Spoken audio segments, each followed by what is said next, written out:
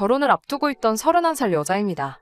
대학생활 중 교수님의 추천 덕분에 조건이 괜찮은 회사에서 좋은 조건으로 남들보다 일찍부터 일을 시작할 수 있었습니다. 일이 바쁘다 보니 돈 쓸 시간도 없어 통장에 돈이 차곡차곡 쌓이더라고요. 하루하루 일에 지치고 피곤했지만 매일같이 불어나는 돈을 보면서 힘든 것도 있고 열심히 살았습니다. 그렇게 모으던 돈이 어느 정도 시간이 지나니 상당한 목돈이 되더라고요. 약간 모자라던 돈은 어머니가 도와주시게 되면서 제 명의로 아파트를 하나 구입하게 되었습니다. 살기 위해 마련한 집은 아니었습니다. 재개발 호재가 있다는 정보를 입수해서 어머니와 상의 끝에 투자식으로 사놓은 집이었어요. 저는 여전히 회사 근처에 있는 월세방에서 출퇴근을 하고 있고 제가 산 집은 사실 회사에서도 거리가 상당히 먼 편이기 때문에 애초에 거주 목적으로 구매한 집은 아니었습니다. 집을 산 지도 아직 몇 년이나 지났는데 호재만 그대로 있고 재개발은 되지 않았습니다.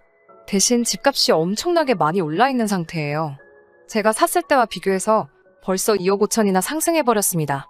결혼을 앞두고 있던 남자친구한테는 제가 아파트를 가지고 있다는 사실을 숨겼어요. 앞으로 어떻게 될지도 모르는데 제가 가진 재산들을 벌써부터 오픈할 필요가 없다고 생각했거든요. 이기적이라고 보실 수도 있겠지만 요즘 안 그래도 결혼 조건 때문에 말이 많다 보니 저도 조심하게 되더라고요.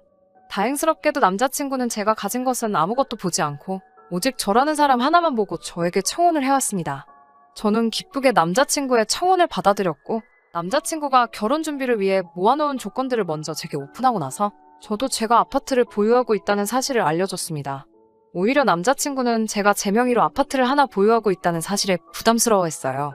신혼집은 예비시댁에서 해주기로 했는데 그 아파트를 예비신랑의 명의로 해놓는 대신에 제 소유의 아파트도 똑같이 공동명의로 하지 않고 그대로 제 명의로 남겨두기로 했습니다. 제 명의의 아파트는 제 직장에서도 남자친구 직장에서도 거리가 상당히 되는지라 거기서 살면서 출퇴근하기에는 무리가 있었고 재개발을 앞두고 있는 구축 아파트인지라 주차장도 협소해서 두 사람 앞으로 자가용을 한 대씩 사는 것보다 차라리 새 신혼집을 구하는 게 오히려 경제적이겠더라고요. 그렇게 이런저런 조건들을 조율해가며 저도 꽃피는 5월에 신부가 되기만을 기다리고 있었습니다. 남편에게는 누나가 한 명 있습니다. 저한테는 신우가 될 사람이고 남편과는 1살, 저와는 3살이 차이가 납니다. 예비 신우는 저와 남자친구가 연애를 하던 중에 결혼을 하게 되었고 남자친구와 결혼식도 같이 다녀왔었습니다. 그때는 남자친구가 저에게 청혼하기 전이었어요. 예비 신우가 결혼할 때까지는 전혀 모르는 사이였는데 결혼식 이후로 몇 번 만나게 되면서 신우와 자주 시간을 보내게 되었습니다. 성격이 서글서글하고 친근하니 굉장히 좋더라고요. 제가 외동으로 자라서 그런지 언니가 있으면 참 좋았겠다는 생각이 들었는데 시언니이기는 하지만 성격이 잘 맞으니 정말 언니가 새로 하나 생긴 것 같았습니다. 나름 죽도 잘 맞는 데다가 취향도 비슷해서 쇼핑도 자주 다니고 심지어 입맛까지 비슷해서 둘이서도 자주 놀러 다녔어요. 오죽하면 남자친구가 자기만 빼놓고 둘이서 놀러 다닌다고 질투를 할 정도였습니다. 예비 시부모님도 저랑 신우가 친하게 지내는 모습을 보면서 둘이 전생에 친자매였나 보다 하면서 흐뭇해하기도 했어요. 예비 신랑이 저를 서운하게 만드는 날이 있으면 신우가 그놈 자식 버릇을 고쳐주겠다며 파리 안으로 굽는다는 말이 무색하게 항상 제 편을 먼저 들어주고는 했어요. 그런데 저와 예비 신랑의 결혼 이야기가 본격적으로 오고 가기 시작하자 신우가 점점 저를 멀리하기 시작했습니다. 그렇게 친하게 지냈는데 이유도 모르고 멀어지니 신경을 쓰지 않을래도 그럴 수가 없더라고요. 그래서 예비 신랑과 데이트를 하고 있는 중에 혹시 신우가 나에게 서운한 게 있는 건지 알고 있는 것이 없냐고 물어봤어요. 예비 신랑은 무덤덤하게 누나가 우리 결혼식 비용 문제로 조금 불만이 있는 것 같다고 말을 하더라고요. 말인즉슨 시댁 측은 3억을 들여 신축 아파트를 해오는데 저는 혼수만 해온다는 게 마음에 들지 않는다는 것이었어요. 저는 어이가 없었죠. 비록 제 명의로 유지하기는 하지만 제가 가지고 있는 아파트만 해도 5억을 호가하고 있는 상황인데 제가 혼수만 가지고 맨몸으로 시집 오는 거라 생각하고 있다고 하니까요. 예비 신랑은 자기가 이미 알아서 다 설명했다고 하더라고요. 아파트 가져오는 걸로 우리 신혼집 2개는 살 수 있을 정도다. 오히려 우리가 너무 모자라게 가져가는 것이나 마찬가지다 라고 설명을 했다고 합니다. 예비 신랑의 설명을 듣고 마음이 놓이긴 했는데 계속 의아했던 부분은 예비 신랑의 설명 정도면 충분히 오해가 풀린 상황인데도 예비 신우가 아직도 저를 의도적으로 피하고 있다는 느낌을 지울 수가 없었다는 부분이었어요. 이렇게 어색하게 있을 바에야 제가 직접 오해를 푸는 게 좋겠다는 생각이 들어서 예비 신우에게 연락을 했습니다. 뭐가 그렇게 꽁에 있는지 이전에 저에게 살갑게 굴던 모습은 온데간데 없이 시큰둥한 목소리로 전화를 받더라고요.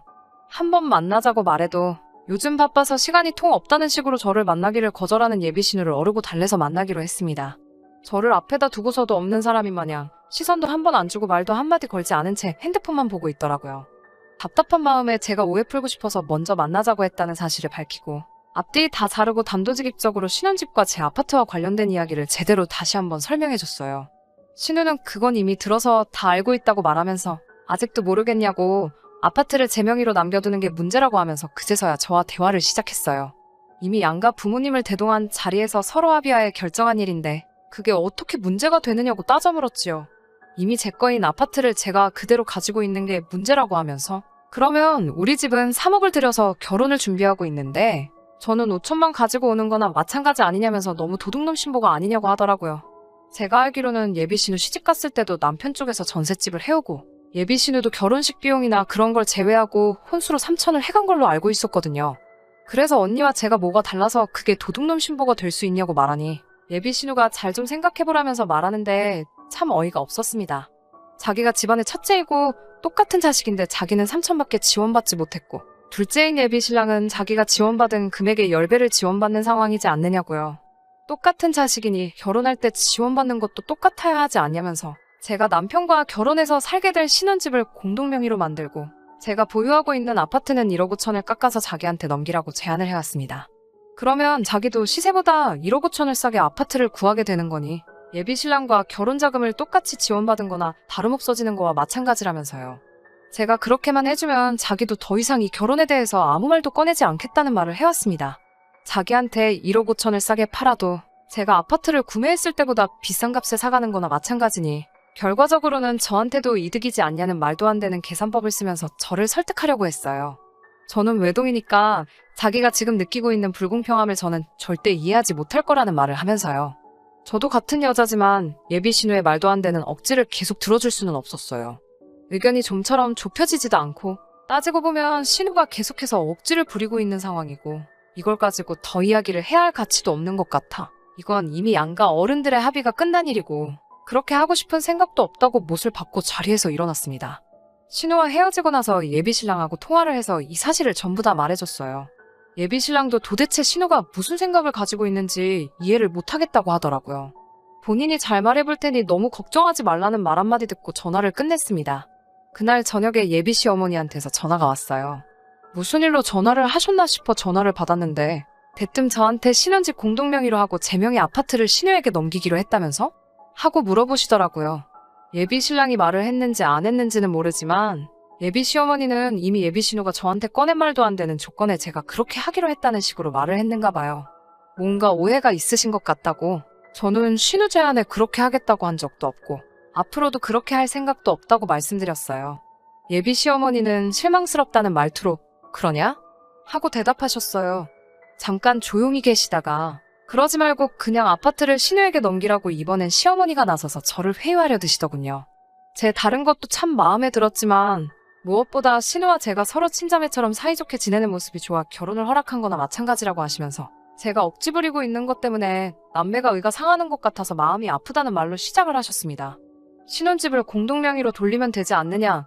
그렇게 되면 너도 따지고 보면 손해보는 거 하나도 없는 거고 요즘 경기에 집도 잘 안 나가는데 산다는 사람 있을 때 후딱 넘겨버리는 게 돈 버는 거다. 아파트 판돈을 내놓으라는 것도 아니고 팔고 난 돈은 전부 네 거 하면 되는 건데 가족끼리 뭐가 아쉬워서 그걸 가지고 치사하게 굴고 그러냐고요.